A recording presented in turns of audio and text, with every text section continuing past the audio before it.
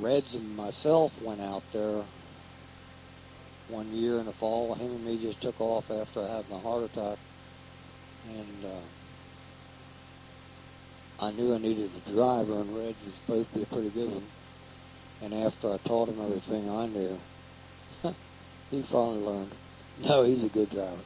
But anyhow, that was one trip, and then another time, Reg and myself went again a few years later, and that was really fun. We went up to the Indian powwow. We were laying up the cabin, we were bacheloring, and Shirley and nobody, we were there on our own. And we decided to, we heard on the Great Falls radio station, had this little portable radio there hanging in the cabin. So on there they told us that they was having an Indian powwow up at Sleeping Buffalo. That's way up in the Canadian line, Montana-Canadian line up near Malta, east of Malta. And they said the public was invited, and they would have food and this sort of thing. And there was also going to be a big rodeo that didn't have nothing to do with the powwow, and yet it all intertwined before the day was over, because they were putting in, well, a couple miles together. Reg and myself, I have to tell you about this, because this is one of the most fabulous days of my life. I had a big high-top Dodge van, and it was the nicest truck I ever owned. But anyhow, me and Reg took off. We get up there, I don't know, about 1 in the afternoon, and finally found out in the middle of the prairie where this here Indian powwow was going to be. We were the only white people there. Everybody else was Indian, native Indians. Well, things started rolling, and then people, the chief, Cutthroat, announced that after this first ceremonial dance, the Indians danced that, and then afterwards, if you'd like to join in, you could. Well, needless to say, I didn't, but me and Reds did go in some teepees. We had buffalo meat that was cooked right in the ground in pot, and they danced all afternoon. And when I first got there, all you could hear was boom, boom, boom, boom, boom, boom, boom, boom, boom, boom, boom, boom, boom, boom, boom, boom. Well, I'm going to tell you what. After a long morning, that sort of got to me. But you know what? This is the most amazing thing. After about an hour of that, instead of bothering you, you sort of got used to it, and you were going right along with your foot. Boom, boom, boom, boom, boom, boom, boom, boom, boom. And there'd be 4 men, 4 Indians, around this great big drum kettle, what they call a kettle drum, I guess, and each one of them had a drumstick, and they knew what they were doing, and it meant a lot to the people, the Native American people, the Indians. So me and Red, we after a while got out and I got a picture of Chief Cutthroat and myself, and there was seven Indian chiefs there, and the one was a Harvard graduate.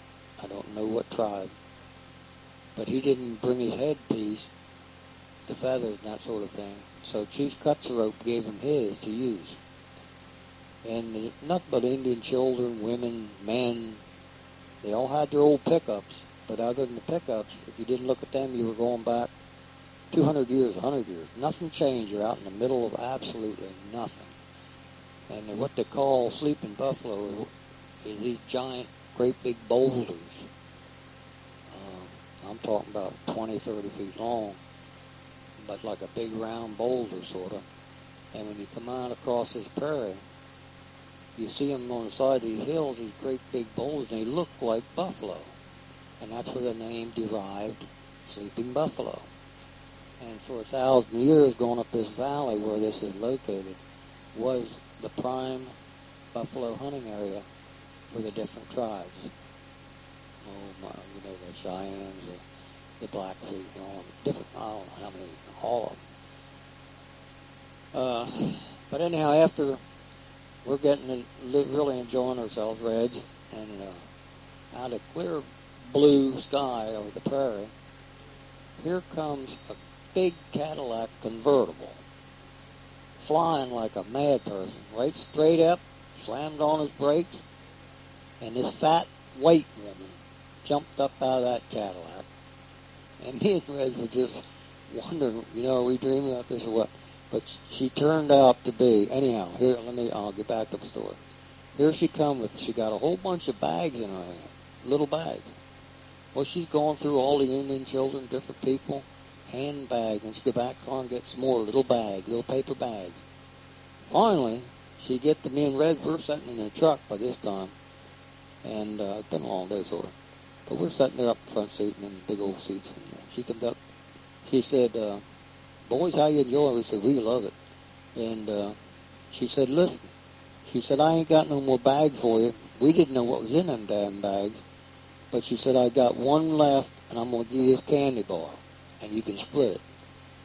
Well, what she was doing, she was passing out these little candy bags, all these Indians and the children, young people, and the old ones too. But she turned out to be the preacher's wife in this really tiny little place. Wasn't nothing there.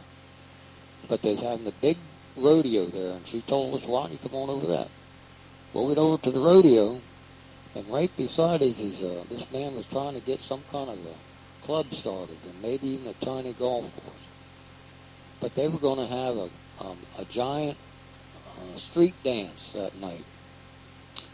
Well, they also had the Hutterites, same as the Mennonite people, but the Hutterite people were cooking buffalo with beans and cold potato salad and something like that. But anyhow, the women of the Hutterite Hutterite colonies, and I think it was called, golly day, not Spring Creek Colony, but up north, up near Malta anyhow. But for $3, you got a buffalo meat, you got cold salad, potato salad, and you got beans, something else, I don't know what else, some bread, different things, and you also got a choice of a Pepsi, a whiskey, or a beer. And the total price of that was $3. Well, me and Reg were batching all this time, and let me tell you something. We'd had a little taste of buffalo meat out there at that powwow. But damn, if we weren't hungry, because this is getting up around 6 o'clock at night. To make a long story short, they had one of the wildest, I'm getting ahead of myself again.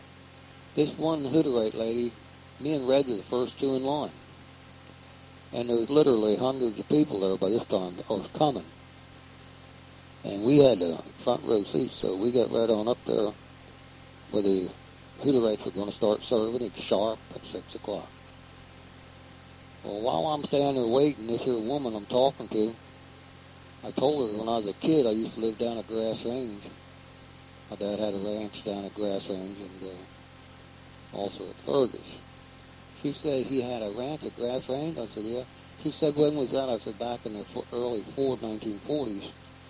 And she said, my Lord. And her and me were about the same age ago. She said, my Lord, I'm from the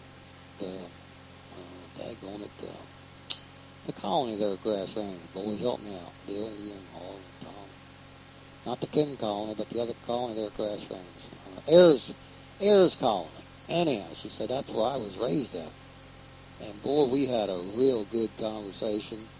And I told her about when I was a little boy, they was moving that hotel out, and Hutterite men come in there with wagons, and they somehow got a bunch of wagons under a hotel, an old, big old hotel, and damn if they didn't move that down Main Street of Grass Range, Montana, which was no big deal because all it was a dirt road, wide, no problems.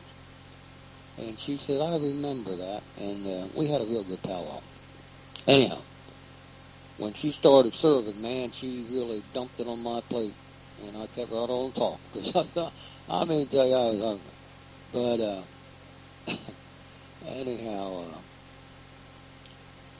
the band was a country band, and the MC was from Canada, and he was a crippled man, the way I remember him, but he was in Northwest Canada and Northwest states like Montana and places, North Dakota. he covered all that with his radio station out of Canada. Well, he was a DJ, rather, for that get-together. And they had, needless to say, a great big band, country band. And I mean, they were country wild and so good. They were excellent. But that night, it got so wild around there, the Indians were there too. People were drinking like, it's going out of style. Everybody had been fed. Sometimes the girls and the men, the cowboys, incidentally, the champion bronc rider for the year was there with this real pretty girl. But when they danced all up and down this here, like that boardwalk, and sometimes they come down 4 or 6 arm in arm, people dancing and the music going wild, and they played everything from honky-tonk to real sad belly-rubbing kind of stuff, and it really got really wild. But anyhow, me and Reds finally met. We were going to sleep up at this here. It was an old campground we'd seen, and we were going to sleep there because 100 miles back to Grass Range. And hell, this was at night, late, and the game up there, deer and everything you can think of all over the roads. It's unbelievable. But we get back up there and he said, "Man, let's head on down." So we're going through Malta, and here comes the town cop and stopped me and told me we were feeling no pain. We'd been into a lot of hot toddies and what have you. Maybe that buffalo meat done it, I don't know. But he pulled us over and told me I had a headlight out in the right front. And he said, "I just wanted to tell you." And he said, "Get it fixed as soon as you can." He said, "I'm not giving you a ticket." And I said, "All right, sir." I said, certainly thank you. And I did, because I don't like to run that dirt on one way. Anyhow, we're headed 100 miles south, right straight down through northern Montana. And hell, it must be 2 o'clock in the morning. Well, Reds, he's up there, cloud 9, but I think he'd been in more tequila than me. I don't know, it was a funny thing. But anyhow, he was just a jabbering and talking. We had the music going full blast, that old big top band. And hell, we got out of Malta and headed down that lonely stretch of road. Bill, you know what I'm talking about. And Tom, all you guys. But the game was all over the road. They'd be laying right in the road, and I couldn't have to stop or go around them. Deer, I've seen everything you can think of going down. Well, it wasn't long.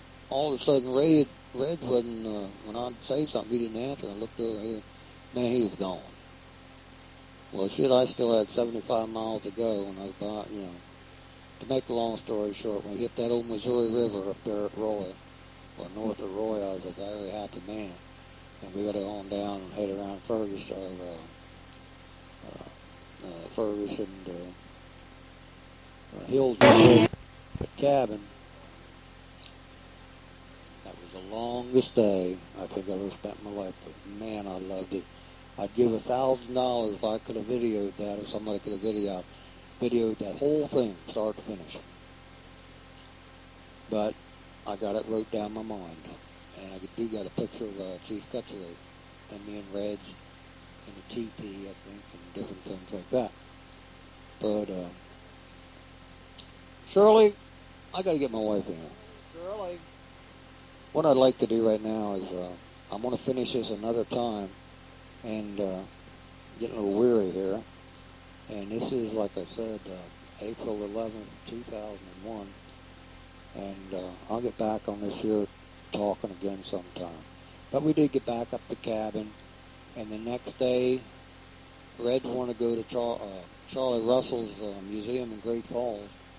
We were both feeling a lot of pain from the night's activities, but we went, and after we went to the museum, we coming back, and at Stanford, Charlie Lillick was running for state representative, I believe it was, and him and Ethel were running